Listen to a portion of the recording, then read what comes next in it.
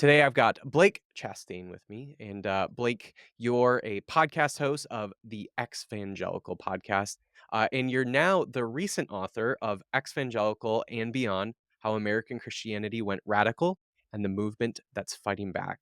Super excited to chat about the book with you, Blake. But more importantly than those two things, that you're a podcast host and now a recent author, you're a friend of mine. We've been connected for a number of years on Twitter and elsewhere on social media. Mhm. When I first got involved in kind of like Christian Twitter, progressive Christian Twitter, you were one of those first follows, and just have always really liked what you have to say in the world. So excited to chat with you, and it's always a good time to hang out with you. Yeah, likewise. It's an honor to be here. Thanks for having me, and yeah, it's been quite a journey from all those days. What did it used to be called? Weird Christian Twitter? Something like Something like that, yeah. that. And then Yeah, Elon really blew that up, and yeah, yeah, it yeah. was good times, good times. A lot of those folks are still on there, but Yeah, yeah, yeah. good times. So, well, before we dive into the book, I want to know, who is Blake Chastain to Blake Chastain?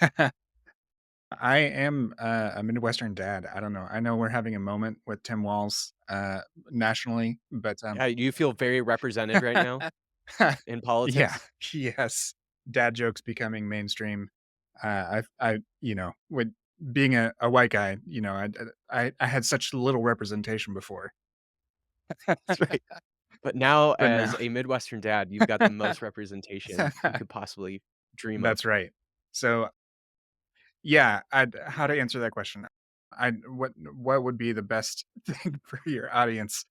Uh, However you want to answer it, whatever you want to say is the best thing for my audience. yeah. Well, I think I'm I'm joking about the Midwest, but I know you're from the Upper Midwest. I'm from Indiana and Illinois, uh, but actually, that is part of what formed me as a person, is being from this part of the world. And I was raised in the United Methodist Church, but my parents both came from small town, even smaller town Indiana than the small town Indiana I was raised in. And those that combination of going to like a UN church uh where I saw women as pastors and that sort of thing, and then comparing and contrasting that even as a child with the more conservative forms of independent Christian churches in at my grandparents' churches, that definitely sort of made me aware of the chain of the differences even within evangelical Christianity at sort of an early age.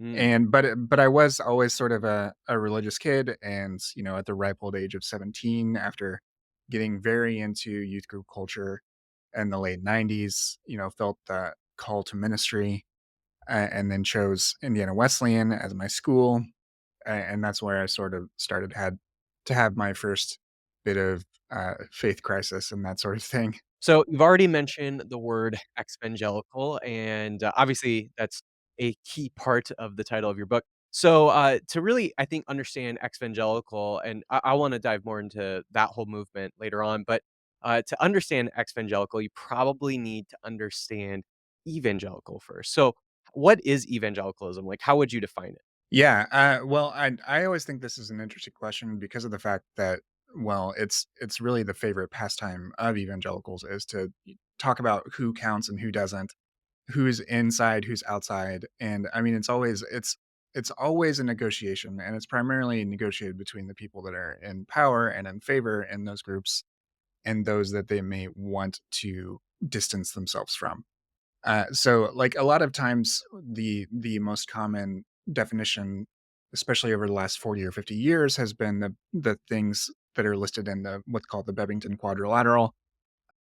You are a seminarian, so like I'm sure you are aware of this, and I'm sure a lot of your audience is very familiar with that. But that orients the definition of evangelicalism around theological beliefs. So that would be biblicism, just belief about the centrality of the Bible, crucicentrism, uh, about the value uh, of the cross, and activism, just being evangelical, literally evangelical and spreading the good news. And then why am I blanking on the fourth one in the moment? Um, it is, Conversionism. conversionism, yep. Yes, that you have that you have some sort of born again type experience. I think in the past 10 or 20 years, especially within academic circles, people have moved towards there being a more of a sociological definition of the term instead. Mm, And meaning that you look at things like denominational affiliation, as well as uh, race, and distinguishing between white evangelicalism and black evangelical traditions or other evangelical traditions that can be found in other parts of the world because they have their own distinct histories. And while that may be tied in part to the evangelism and missionary movement of the 19th and 20th centuries, it's not distinctly or solely that. So evangelical in my mind is sort of it's both of those things. It's all of those things. It's the cultural elements as well as the theological elements of what underpins that evangelical belief that then results in evangelical actions, political or social or otherwise. mhm, So, I mean, what about you? What do you think? Because I mean, it is always sort of a moving target, but it's also to me like you know it when you see it, sort right. of. Yeah, it's like the definition of porn or whatever. Yeah, Uh, yeah. yeah, I mean, I totally agree with kinda all what you said there. One of the funny or ironic things to me about defining evangelicalism is, and you mentioned just a second ago, that it's a moving target, and as much as it really truly is a moving target, I think evangelicals themselves would think that, no, what they believe and what makes them an evangelical is static, that it has existed throughout all of evangelical history. But the problem with that is, like you mentioned, it's been always been a moving target of who Hmm. counts as an evangelical and who doesn't.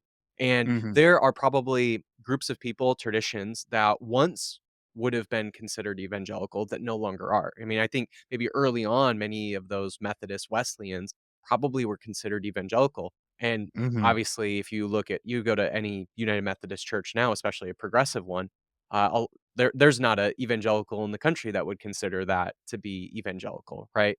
And so it is just really interesting how much, the what counts or who counts as evangelical has changed throughout history.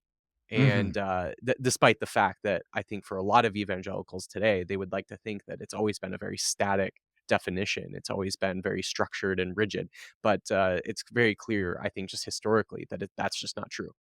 Right.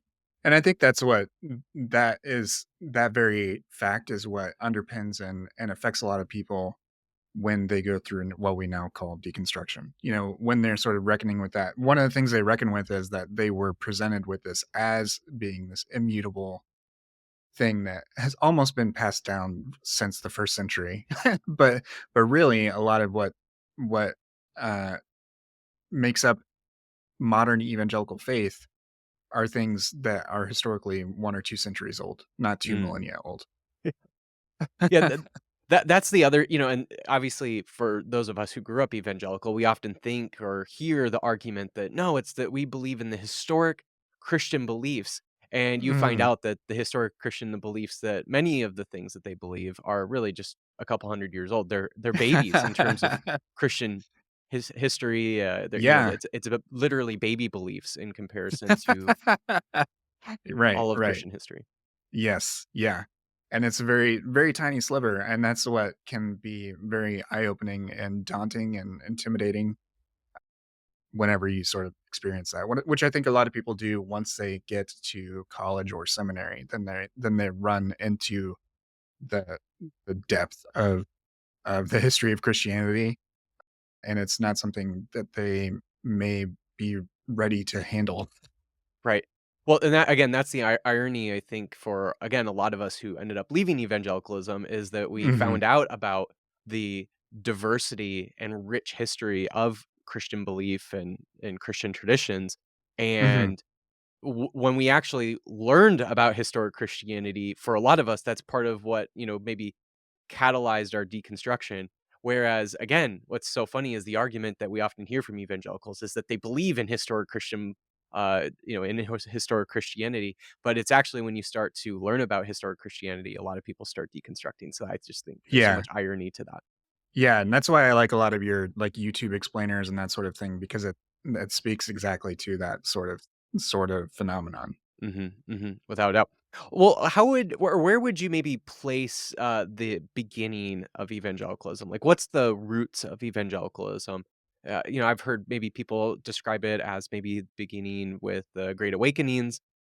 Some people even might have it a little bit before then, a little after them, but I'm just curious, kinda like, what are the roots of evangelicalism? Because you dive into a little bit of that in your book. Mhm.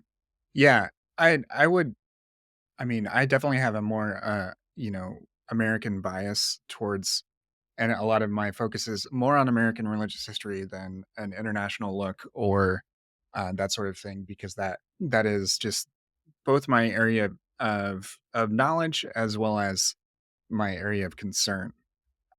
So, I mean, as far as with American evangelicalism, I do sort of look at those the 18th, 19th century period when there was a lot of religious fervor in the American public around people like, you know, harkening back to my Methodist roots, uh, of John Wesley, and then Mhm, so many other either itinerant ministers or others who were doing a lot of public speaking and a lot of church planting and conversion.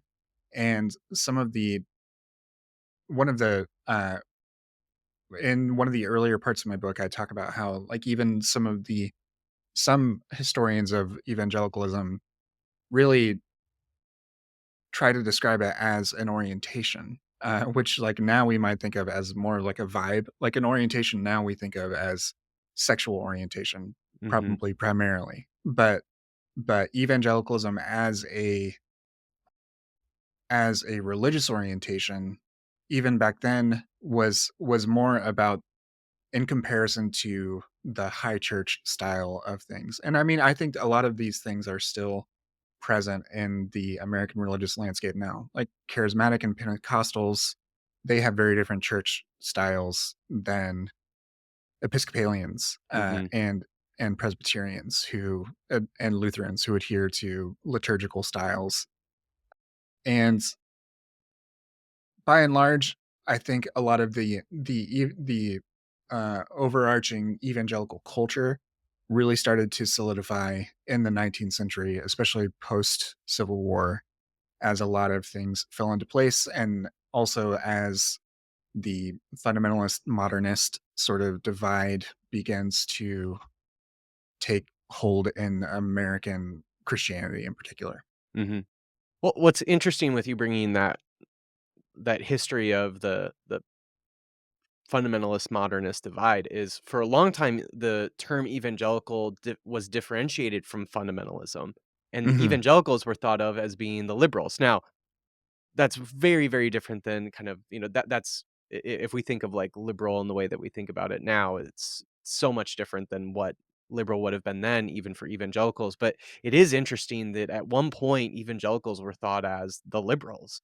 And Hmm. it's really interesting to see, like, that history play out between the fundamentalists and evangelicals, the way that kind of that debate really continues that to repeat in today's, you see all these, like, super fundamentalist Baptists who are claiming the Southern Baptist Convention is a liberal convention, that there's a liberal takeover happening, and it's like Hmm. this Hmm. same sort of history of this liberal, or this evangelical and fundamentalist divide is continuing to play out over and over. That same story is still happening. Mhm. Yeah. Yeah, and I that to me, that's the really fascinating thing because in some ways it feels like we've been having the same cultural conversation within American Christianity for a century because the fundamentalists are so staunch and they refuse to change, and then that leads to them sort of dividing or splitting off again and again, and then anytime that there's a moderating attempt, then oftentimes if those conservatives are in power, then they will find ways to undermine those attempts. But I mean, that is actually one of the things that that can often be really hard to talk about when it comes to evangelical history, is that, a lot of times we have just the limitations of language and how the use of language changes over time. Just like you said, evangelicals were the more moderate or liberal faction in the like late 19th, early 20th century. But then by the late 20th century, you have the fundamentalist takeover of, or the conservative resurgence, depending on how you look at it, within the SBC. And then again, the language changes again. And Mhm. now evangelical is closer to fundamentalist in sort of our lifetimes than it was for, say, our grandparents or great Mhm. grandparents.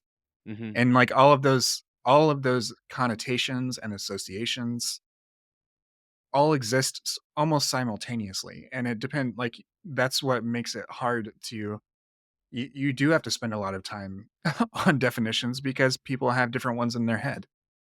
Mhm.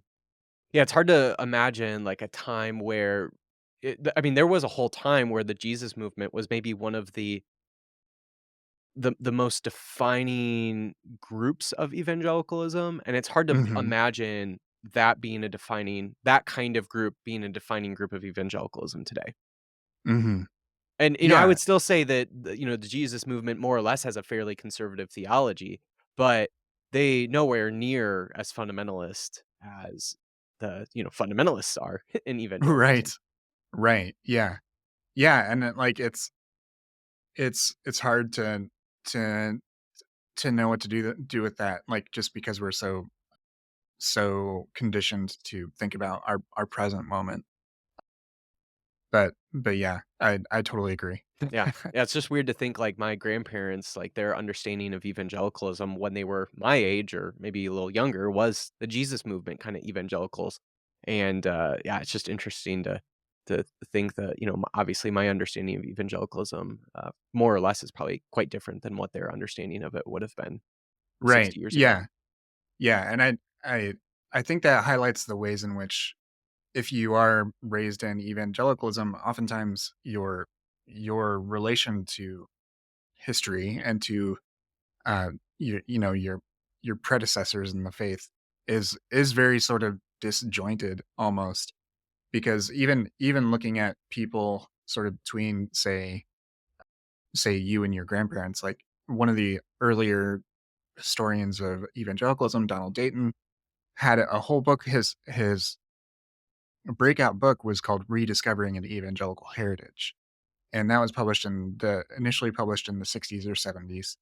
And it was about how even though he had been raised in evangelicalism, he wasn't aware of the history of abolition. He wasn't aware Mm, of some of these more progressive forms of evangelicalism. He only knew the more conservative types. And as growing up as a teen and a young adult in the 60s and seeing all the social change that was happening, it was very similar to what people in closer to our age cohort in their 30s or 40s now saw and had to reckon with and try to reconcile between these ostensibly open-ended and inclusive types of values and beliefs and then the social and political actions of conservative evangelicals. So that to me is I know that we are steadily moving towards moving away from rather like binary type of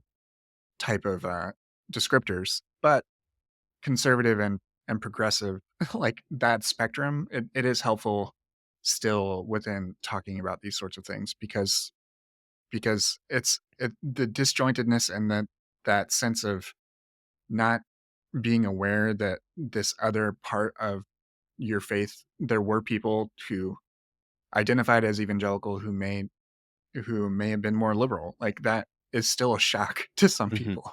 mhm.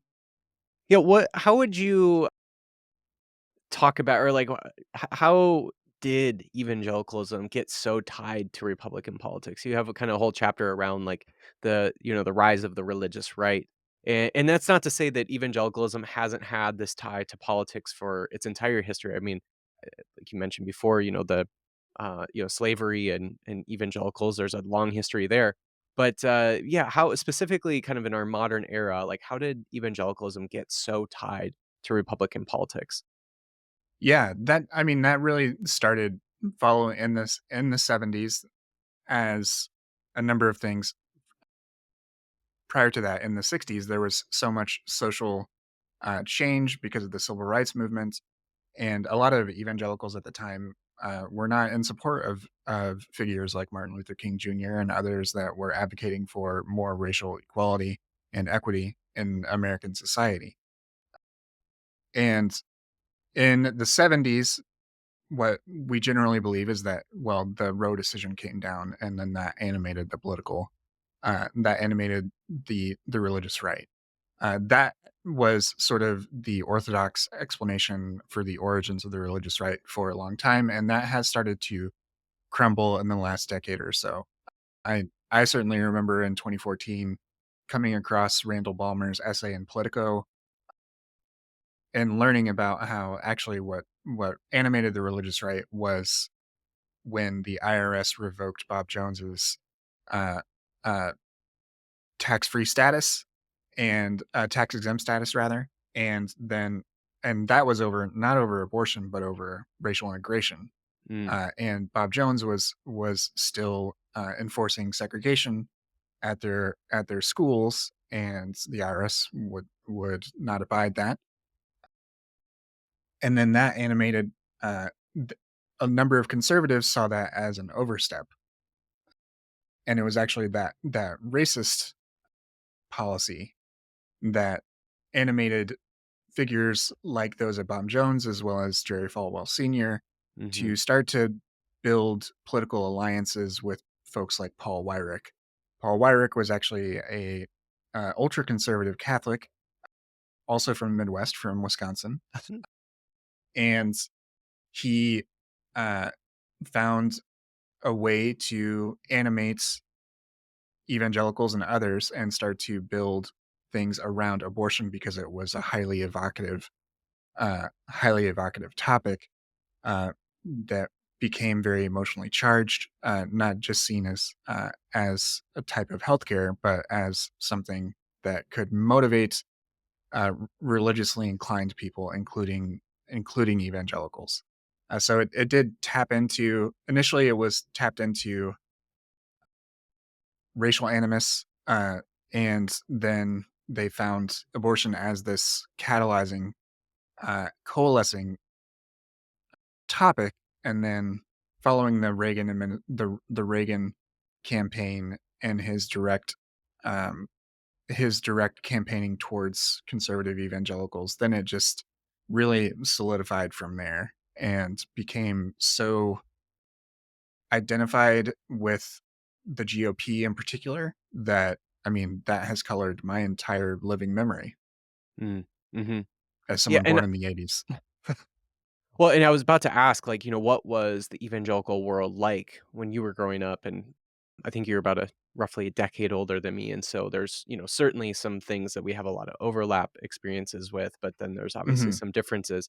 But yeah, I'm just curious, like, what was that evangelical world like when you were growing up, knowing that there is this tie to Republican politics, but, evangelicalism was also more than just a Republican kind of, uh, religious group. mhm. Yeah, and I mean, as far as within my childhood, like, uh, I don't think I'm any sort of exception that, parents listened to, or at least one of my parents listened to Rush Limbaugh and, Yeah. watched Fox News and that sort of thing.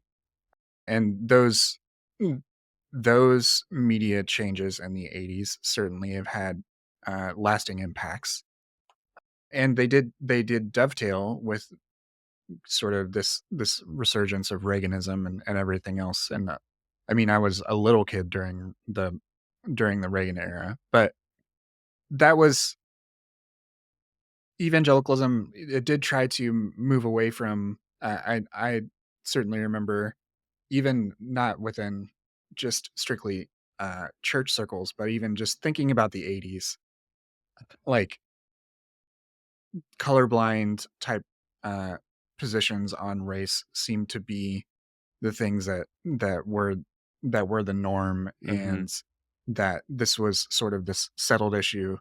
And I mean, as a kid, it was like, wow, the US used to be really unfair, and thank goodness that that's over because of what happened in the '60s. But I mean, really, it was 20 years ago. Like, when Right. I was a kid, I was, like, born in '83 and, like, in elementary school being assigned a thing about Martin Luther King and all of that, and, like, thinking like it was so long ago because you have this child's perspective of history. And really, I mean, it was so recent. Mhm. It was so incredibly recent. And then, my dad went to things like Promise Keepers events, and a lot of those types of things were on the rise. Though I do think for me, it was a lot of those spaces were probably more moderate because I was in, the United Methodist Church instead of a more conservative denomination. Some of the other things I opted into later that were more conservative than my general upbringing. Mhm. Mhm. Yeah, one of the things that I find interesting just with kind of the development of evangelicalism over the last, well, certainly 20 years, but especially the last like 10 years, and especially since Trump, Mhm, is, at least in the evangelical world that I grew up in, obviously it was conservative, right? Obviously, mhm, everybody supported George Bush like that. I mean, that was totally the world that I was in. And I grew up in conservative South Dakota, like of everybody, regardless of your evangelical, everybody was conservative. But mhm, it was, at least at one time, and maybe it is still like this, maybe it's different, I don't maybe, we can talk about this, but at one point, at least, it seemed like evangelicalism wasn't just strictly a political kinda ideology or like a mhm, political religious ideology. It was much more, and you bring up, like, Promise Keepers as, like, a sort of massive evangelical event that many, many men would go to, and my dad and my grandpa used to go to those. mhm, And we had our Christian music, right? We had our mhm, literally our own entire media. We had mhm, VeggieTales, so instead of watching Blue's Clues, we were watching VeggieTales, and mhm, instead of listening to Blink-182, we were listening to Relient K, and, instead of watching R-rated movies or Marvel movies or whatever kind of movies, we were watching, Pure Flix movies, and, it's mhm, just like we had our own entire culture, and a lot of that, like, obviously, there is still maybe some level of, that kind of evangelical culture that is, obviously still probably deeply conservative, but it isn't explicitly a conservative, part of evangelicalism. That probably, I don't know, maybe it still exists, but it does seem like evangelicalism, like, it's totally lost all of that infrastructure, like, the Christian music industry is nowhere near what it used to be, mhm, and I just think from, like, the average evangelical youth group kid now, like, the kid that's just going to some, I don't know, big mega church in Colorado Springs, like, what is that youth group kid's experience, of evangelicalism? Because for me, it was very distinct, like, I was listening to, Relient K and Switchfoot. I was going to mhm, youth group, every Sunday and every Wednesday. I was going on mission trips. I was doing all of those things that were very, like, definitionally, or, would be very defining of evangelicalism. I was doing all those things as a youth group kid, and I just don't know what that experience looks like now for a youth group kid because so much of that infrastructure of, the big, dare to shares and or acquire the fires, like those don't exist anymore, or at least I'm not mhm. aware of a massive one like they used to. So it seems like a lot of that infrastructure has lessened, and where because of that, it does seem like to be evangelical now just simply means that you're a Republican, or that Mm. you just support Trump. Whereas at least back then, it was that you were conservative. Obviously, again, you were conservative, you were supporting George Bush, but there was so much more to it than that, just that. There was a whole cultural element. And I'm just curious, like, Yeah. just again, like that was our experience growing up in evangelicalism. And it seems like that maybe has changed. And I'm just really Yeah. curious, like, what your thoughts are around that potential change and what that also means then for the average evangelical. Sure. Yeah, especially for evangelical youth. I would imagine that, like, all of those alternatives, I think, are still being produced. You can find evangelical I don't even know if they probably don't even say evangelical, they probably just say Christian YouTubers, Right. you know? Even though, like, Like P. Holmes, I've heard him say like when someone asks him what type of Christian, he would say regular, because like for him, like evangelical is default. Like I've heard him say, Right, uh, exactly. and I think that a lot of those things still exist. But to your point, I don't know that those in person type things exist anymore. Like I worked at a Limestone Books, which was like a small Midwestern franchise. It wasn't as big as Family Christian or Lifeway bookstores, but it was a Christian bookstore, and I worked there throughout high school. I think sophomore through senior year, and then at least 1 or 2 years through college. When I would come back for breaks, I would go back to work at Limestone, and I don't like those sort of places don't exist anymore. And those were cultural places where you could go and buy the Christian books and listen to the Christian music and do all those things. And I don't know that that exists anymore. And that as our media ecosystem has shifted to being far more digital, far more distributed geographically, that there is a way for people to generate those sorts of connections and have those types of experiences. And I think they are certainly more challenged in that what made those things sort of successful from a cultural developments perspective was that they were separatist, right? Like they were your distinct places. Right. And now, like you can just open up a new tab or flip to a new app and like find a completely different perspective that would not be evangelical approved at all. And it's just a tap away.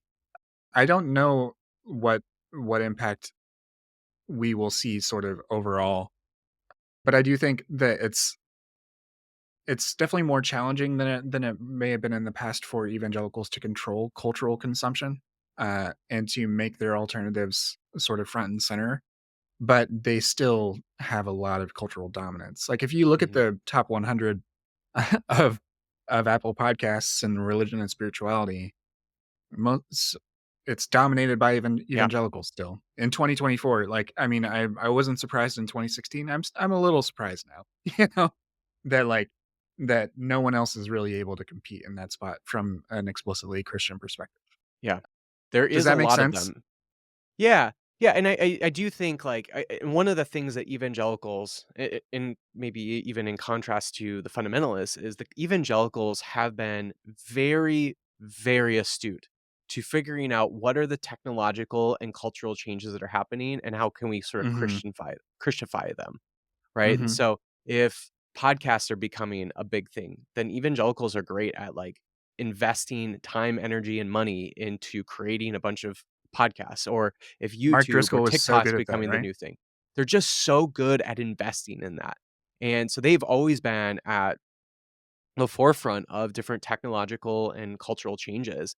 And so, yeah, I do kind of wonder with just generally, obviously, I think it's not just that the Christian music festival world doesn't exist anymore, or the Christian youth group big stadium circuit thing doesn't exist anymore. I think it's not even just the Christian ones of those things that don't exist anymore. It's just generally those things don't exist anymore. And so Mhm. obviously there's just general cultural changes that are happening. And then I'm sure there's different ways that evangelicals are, finding their way into TikTok or whatever it might be. And I think I'm just so far out of evangelicalism now that I just have no idea where those, like, what those things are that are really influencing, especially for youth in evangelicalism today. I just have no idea where are those places that are of influence in their lives, in the way that, you know, s I don't know, Tooth and Nail Records was big for us, or Right. Acquire the Fire was big for us, or whatever it might have been. Right. Yeah. Yeah, absolutely. And I don't know, it's sort of like it does seem like now, and this is part of my book, there are people that can speak back to those things. And now, like, it's instead of them just putting out something and sort of preaching at someone, whether it's an explicit sermon or, a piece of art, now, you can stitch someone on Instagram or TikTok and like and almost, and you can mock them too. Like, and or you can critique them, or that sort of thing. It's far more there's far more of a back and forth than there used to be. And I think that has been interesting to see the way in which, especially like the evangelical elite, the people that are ensconced not just at, say, Christianity Today or some of these like bastions of evangelical culture, but also evangelicals who are ensconced in more secular places, whether it's the New York Times or other like premier publications. Oftentimes, it's interesting though. It has been interesting over the last 8 years or so that I've been doing this publicly. That sometimes they will allude to activity from people using terms like deconstruction, but won't actually interview them or Right. quote them. And so they know that these things are happening, but they don't necessarily want to platform them. I don't know if that's still a phrase that we use, but Right. Right. Well, along those lines then, like, what are the evangelicals? One of the things that as I was reading your book, one of the things that came up in my mind is there seems to be a difference between somebody who leaves evangelicalism and somebody who's an evangelical, right? There Mhm. are millions and millions and millions of people who are leaving evangelicalism every year. We can just see this from like the Southern Baptist Convention membership numbers and a variety of different evangelical, specifically American evangelical denominations are losing members. There's, I think maybe like the Assemblies of God is just kind of like staying kind of plateauing, but pretty much any other, kind of definitionally evangelical, American evangelical denomination now is more or less declining. So there's a lot of people leaving evangelicalism, but that seems to be different than somebody who identifies as an ex-evangelical. So I'm kind of curious, like Mhm. how maybe you think through that difference between those two categories. Yeah, yeah, I think that's a great question, and I think that's always something that is now sort of interestingly enough as much up for debate as evangelical is. And I guess that makes sense given that it is a derivative term. It's also sort of in dialogue with what evangelicalism is. You have to have that conversation before you talk about what an ex-evangelical is. And I mean, for better or worse, I'm going to be associated with the term. And I sort of see it as not mapping one to one to even evangelical. I think evangelical oftentimes when you're in especially a very if you're a passionate person in a passionate church, they will likely try to envelop as much of your life as possible under that evangelical umbrella. Right. I don't see the term evangelical in the same sort of way. I don't prescribe to the belief that there is a singular theology or morality behind what it means to be evangelical. It just points to the fact that you had this formative experience within evangelicalism and you no longer believe in it now. You no longer are part of that community. You no longer prescribe to those theological, social, political beliefs. I do think that if you do use the term, even for a short time, that probably means that you want to have uh, some way to validate your criticisms of evangelical or Christian nationalist or that those types of spaces because I think that is one of the values of the term is that it shows that you are not just some outsider who is critiquing these things because you don't understand them. You actually have a lived experience within these Right. spaces and you and that lends some validity to it. Now, I do think uh, that over time, people have developed. There's as much cruft around the term exvangelical, especially if you're extremely online, than than as there is within evangelical. But that's sort of how I see it. Is like use the term for as long as it's valuable for you. Use the term for as long as it's valuable for you.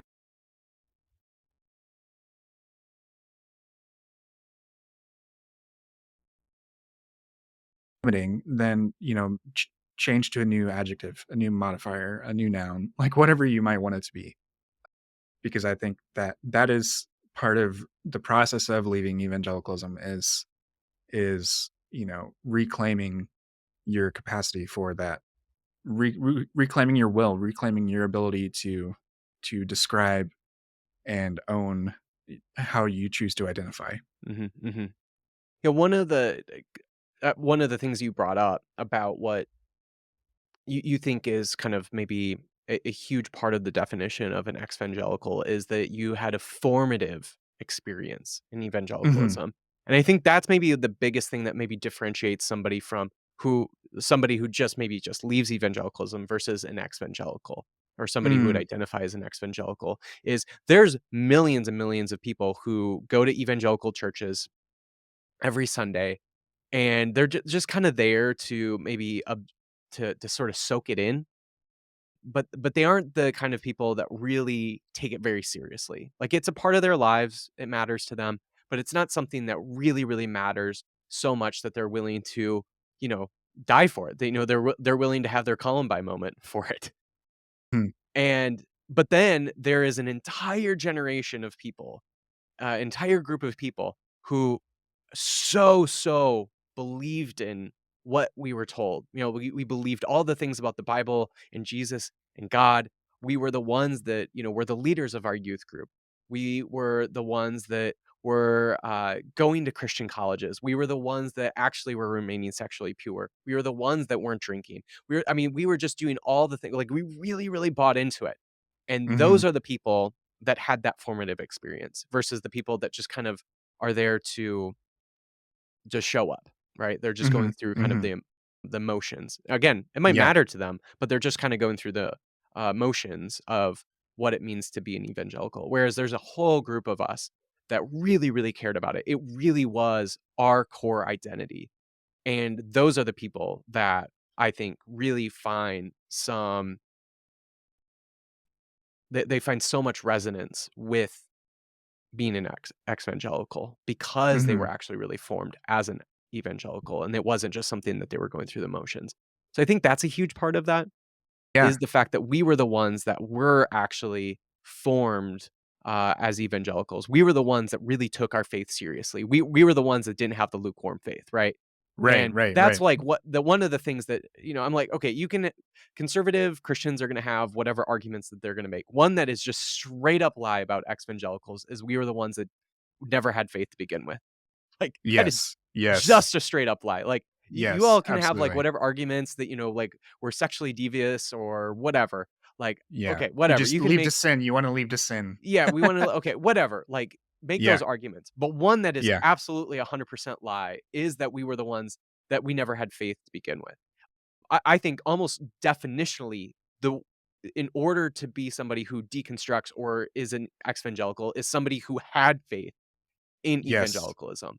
That is absolutely, I think, core to what makes somebody an exvangelical or for somebody to deconstruct is that you actually had to construct an evangelical faith to begin with. Mhm.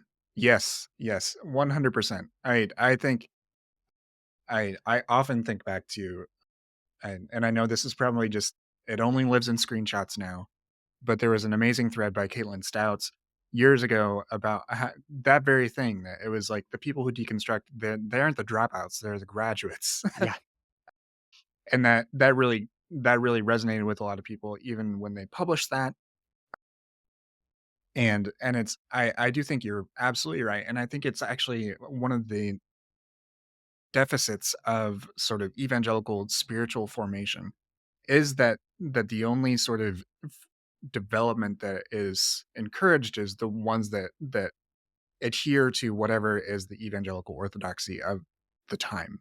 If you deviate from that, then your place within the evangelical community and is is threatened. And I mean, that is usually along very personal things like sexuality, like gender, like a lot of these Mhm. things. And whenever you run into those boundaries and you realize how firm they are, then oftentimes the thing that is left to you is to leave, because you can't be Mhm. fully affirmed in those spaces. And and I completely agree. Like, it is not a simple thing. It is the people who were bought in, who were on fire for God, who did do all those things. And were true believers. Like that, and that is the most upsetting sort of claim, is that people are doing this for like online clout, because like there was a period when that was popular, and it'll wane, it'll do what fads do what things do. Like it will rise and be popular for a while, and then it might wane. And I but but if you are evangelical, yes, you really did buy in. Mm, And to question that is much more insulting than mhm, anything else you might say. yeah. And I think I mean, since there's been evangelicalism, I think there's been people who have left evangelicalism that have had the experience that those of us who are ex-evangelicals have had, where we leave Mhm, evangelicalism and we were so bought into it, and it's just this, like, grieving process of trying to figure out, like, who am I post-evangelicalism? Like, I think for mhm, 200 years, there's been people like that. What I mhm, think maybe is so different now is the fact that there is a visible community of those people online, and we have an online space where all of these different people who are having this similar experience of leaving evangelicalism after they were so bought into it now can connect online and say, "Oh my god, you too. Like, you mhm. had that experience too." And that is such a powerful thing to find that community. And again, I just don't know before the internet, I don't know how much of that capacity for those people to find each other and kind of build up this movement to kind of grieve together, to process leaving evangelicalism together. I just don't know if that would have been really possible prior to the internet. Yeah, yeah. One of the in earlier manuscript phases, there was a point when I really one of the chapters was called "People of the Book, People of the Screen," because so for a long time, both both the Jewish tradition and the Christian tradition at different times have been called people of the book.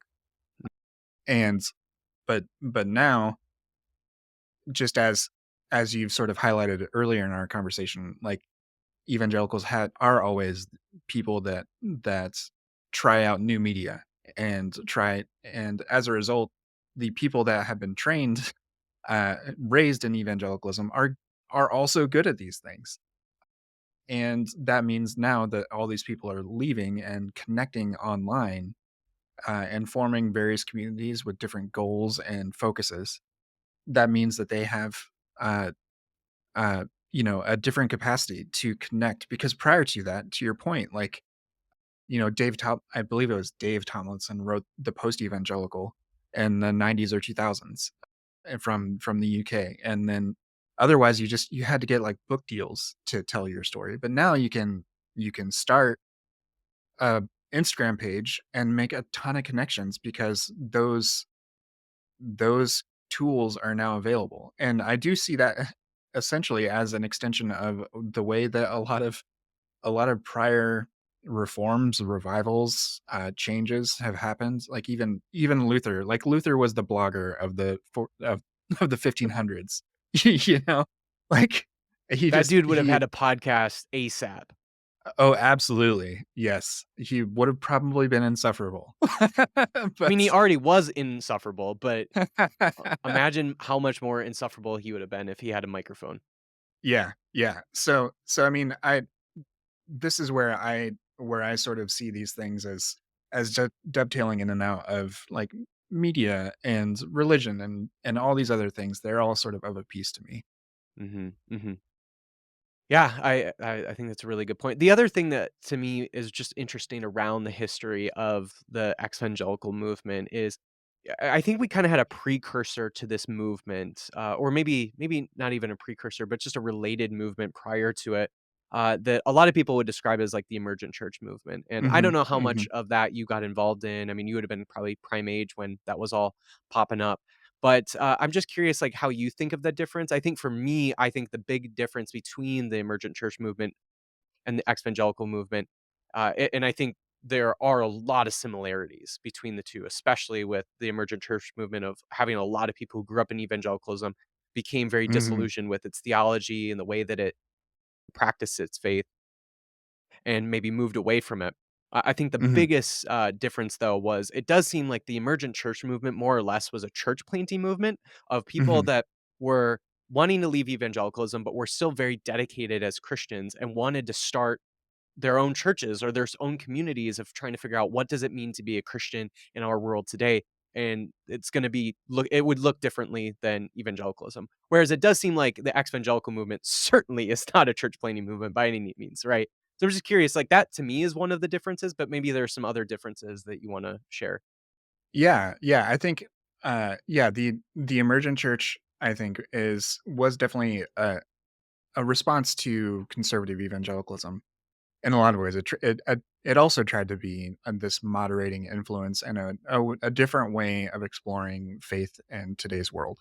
And then, certainly within, and I don't know, did the emergent church, was it primarily like an American, like, or North American type of phenomenon, or was it present It elsewhere? it definitely was in the UK. I mean, outside of the UK and maybe Western Europe, and Mhm. obviously America, I don't really know if it existed much outside of that. I mean, maybe there were really, really kind of small pockets, but it certainly was primarily an American and primarily a UK thing, and maybe even slightly outside of the UK and Western Europe. But Gotcha. yeah, primarily Yeah. UK and American. Yeah, yeah. So, I mean, I was like, I graduated high school in 2001, college in 2005. And like my pastor through high school, he did like tell me to pick up, A Generous Orthodoxy by Brian McLaren, because he Hmm. was like, I think this will really appeal to you. And I really did like that book. And I think that in many ways it was this this the goal was to sort of to be this new type of Christian community, and find a way uh, to build new types of churches and that sort of thing. And funnily enough, like, that period was also just sort of like dovetailed with my first sort of crisis of faith. And then after college, I was sort of unchurched for a little while. And during that period, you actually saw sort of this response within like the new Calvinism movement and like Mark Hmm. Driscoll and Acts 29. Hmm. And so that group actually ended up being the one, even though I was more like politically and theologically aligned with the emergent church type style of thinking. Just through circumstance, I ended up at a church that was far closer to the Acts 29 model, Yeah. which I also think may resonate with some people. Like, you may be moving in one direction personally, but socially you're still in this more conservative place Right. until you reach a breaking point. Yeah. I mean, that's exactly what my experience in college was. Like, I went to a conservative Christian college. Hmm. The religion department that I was in, because I was a youth ministry major, was like more or less like fairly moderate. I mean, there were even some conservative professors, but I mean, they were professors. Like they were intellectuals, and they were going to be glad for me to engage intellectually, even if they disagreed with the theological conclusions of some of the people that I was reading. But yeah, it was just a really interesting place to be in this like very conservative Christian college where I was becoming increasingly more progressive in both my theology and politically. It was kind of a interesting and strange time. And Yeah. also I would, even though it was a very conservative college, I am very, very thankful and grateful that I went there. I mean, I don't know if I went to like a public school, like some sort of public university, I don't know if I would have really changed in my faith the way I did. I Yeah. mean, I really was grateful that I actually happened to go to a really conservative Christian college at that time. Yeah. Yeah, I think our experiences are similar in that respect, because I was in a similar camp. I went to a conservative Christian school, personally became a lot more progressive, and for me, it was like the cognitive dissonance between, you know, this person who we worship called the Prince of that we call the Prince of Peace, and then, the at that point, it was the run up to the war in Iraq, Mhm. and just the dissonance between what I was being taught in some of my history courses versus my religion courses versus learning Greek. And it did. I am equally thankful, but but uh, but didn't mean it was necessarily easy. Mhm. It was still because again, I was a sincere believer. I thought my call in this life was going to be to lead a church, not do what I've ended up Right. doing, which is to cast aspersions and doubt on these things instead. Yeah. Yeah, I still remember I was in 7th grade, so it was, like, my first year of youth group, and we it was for whatever reason, it was a Wednesday night, and that Wednesday night happened to land on Halloween Day. So we had Mhm. youth group on Halloween Day, and we they my church brought in this person who, was actually married to a guy that worked with, like, the Billy Graham organization. Forget what that organization was called, like, the Billy Graham something. Anyway. Evangelistic Yeah, association or something like that? something like that. But anyway, she was married to this guy that was a part of that, and she was definitely kind of like a, person that had this really interesting story where it was like, life was shit and then Jesus saved me kind of thing. Yeah, that kind of testimony. Mhm. So she was sharing this, and I just remember, like, a lot of people were really moved by her, and she was definitely kind of a very charismatic kind of person where she definitely sort of was like, "I'm able to see into, like, your future, and, God is, like, placing something on my heart about, like, what, you're gonna be doing," and, that she was definitely that kind of person. And, I still remember after youth group, I was just kinda hanging out, and eventually, like, every other kid left, and I was just hanging out with my youth pastors and her, and, Mhm.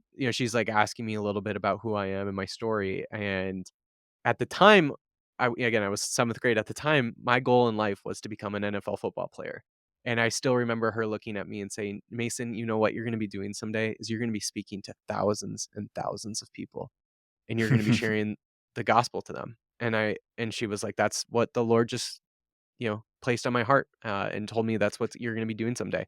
And, at the time, I was, like, devastated. I was like, "Oh my god, I'm not gonna actually be an NFL football player."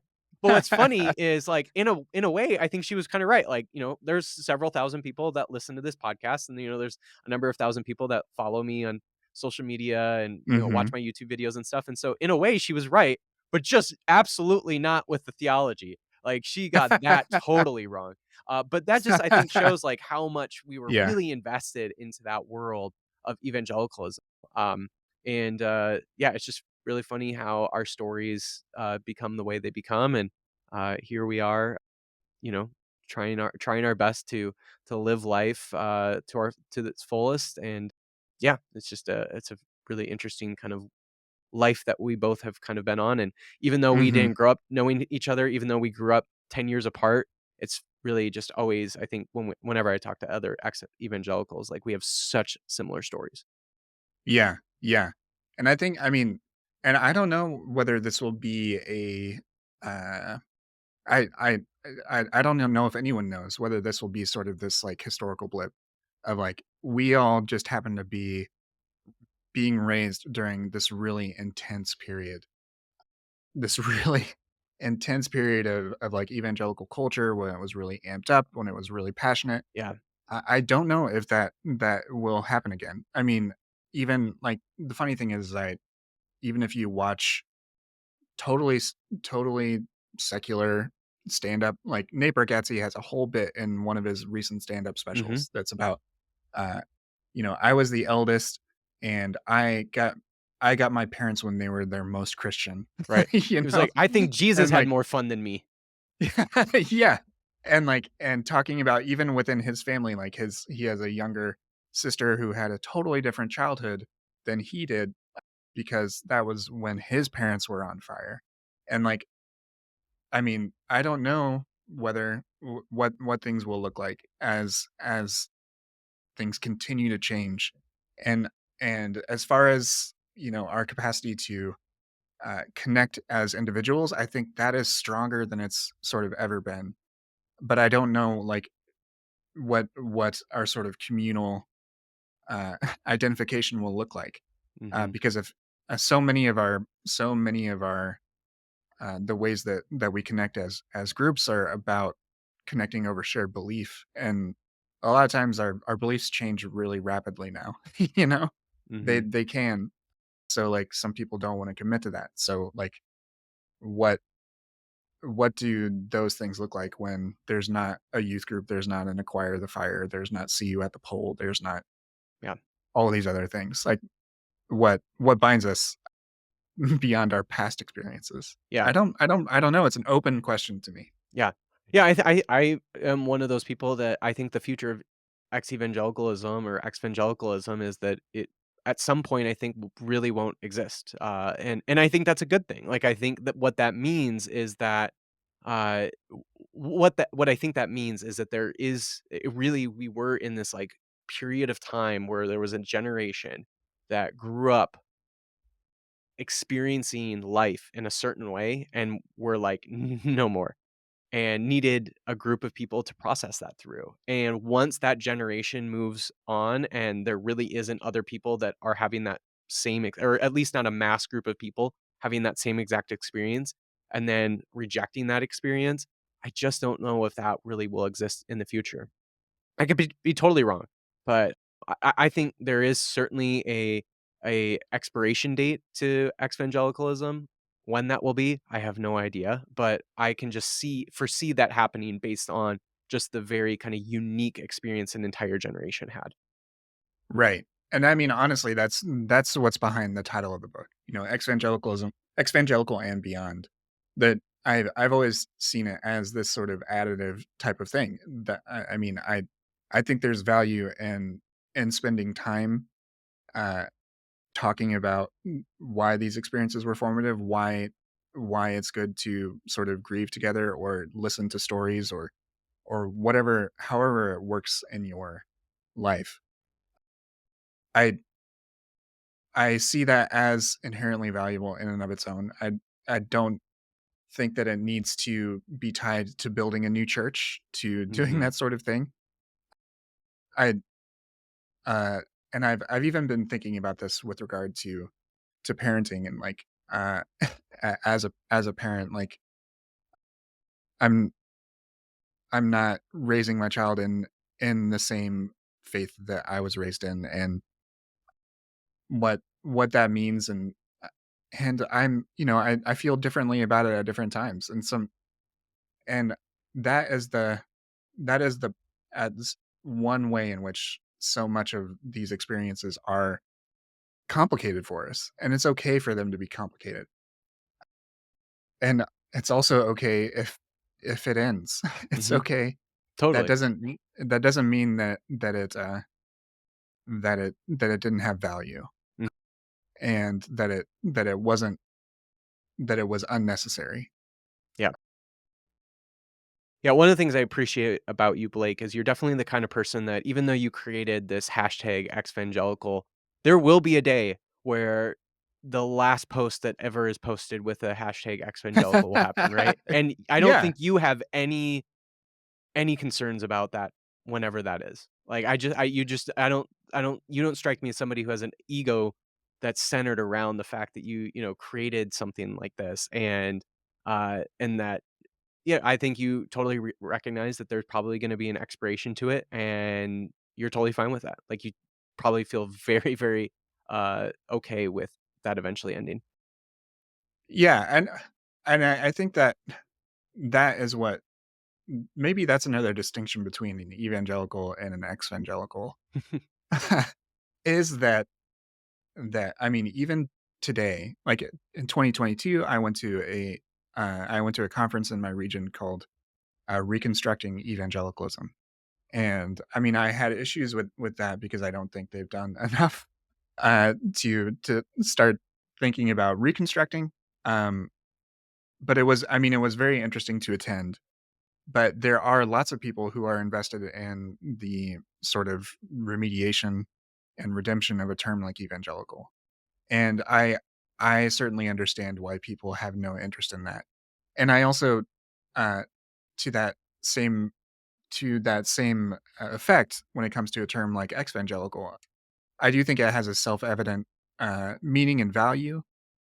But again, if it becomes undesirable, if it's not something that you need in your life anymore, I think it's also natural Mhm. to move on. But I also it's also just I don't know that.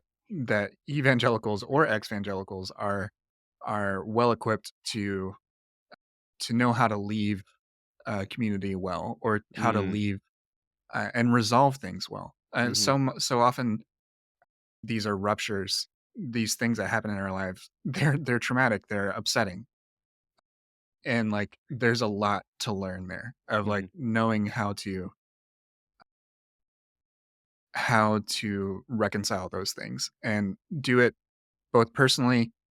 I think a lot of people know how to do it personally. I don't know if anyone knows how to do it at a broader sort of social level yet. mhm, mhm. Love it. Well, great chat, Blake. Last question here. How can listeners get connected to you and your work, and where should they get the book? Yeah, you can find your copy of the book at your local bookstore.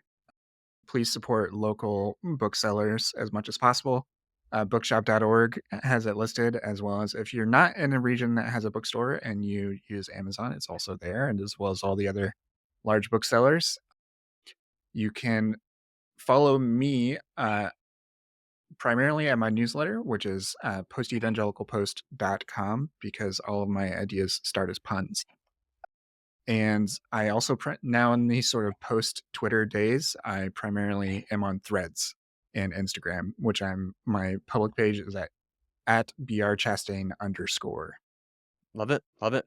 Well, Blake, thank you so much for chatting more about the book. Again, we've been connected for a while, and I know you've been wanting to write this book for a while, and here it is now in the world, and it's just a great Yeah. book. And so many people are going to find so many connections to their own story in this book. So, thank you so much for writing it.